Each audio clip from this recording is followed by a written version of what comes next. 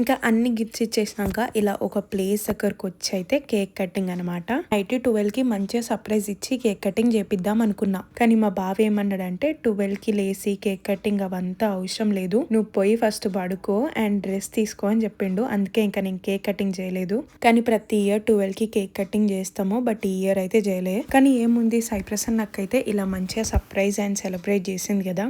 Men's కి gift ఇవ్వాలంటే చాలా కష్టం, ఎందుకంటే కొన్ని ఆప్షన్స్ ఉంటాయి కదా. అందుకే నేనైతే చాలా అంటే చాలా థింక్ చేసా ఏమి ఇవ్వాలి అని. అండ్ 5 గిఫ్ట్స్ అట్లా ఇద్దాం అనుకున్నా, బట్ ఏంటంటే లాస్ట్ కి 2 గిఫ్ట్స్ ఇవ్వాల్సి వచ్చింది. బయట తిరిగి షాపింగ్ చేయలేను కాబట్టి ఇంకా మా అన్ననే ఇంకా ఈ గిఫ్ట్స్ తెచ్చిండు.